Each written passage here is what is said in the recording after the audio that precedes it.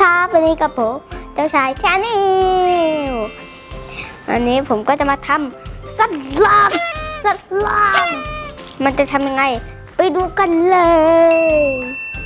วิธีทำก็คือใส่สบู่ลงไปใส่น้ำคนให้เกิดฟองนะครับ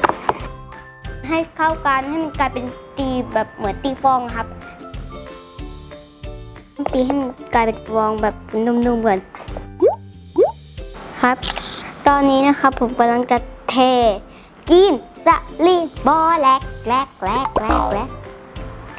เชฟลงไปเยอะๆเลยเอาให้หมดขวดเลยเดี๋ยวไปครับเพื่อนใส่ออยล์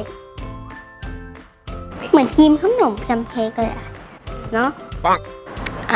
จริงนะห้ามกินนะครับไม่ใช่ขนมมันคือของเล่นนะครับใส่กาวน้ำใสตอนนี้ผมกำลังจะใส่สีแดงนะครับเป็นสีผสมหานี่ใส่ลงไปแล้วเยอะๆเลยนี่ว้าวเริ่มเป็นรูปเป็นร่างแล้ว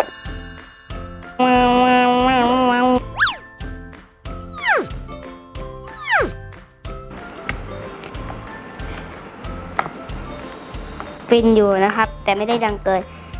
ถ้าใครชอบอย่าลืมกดไลค์กดแชร์กด Subscribe เป็นกำลังใจให้เจ้าชายชาแนลเยอะๆนะครับกด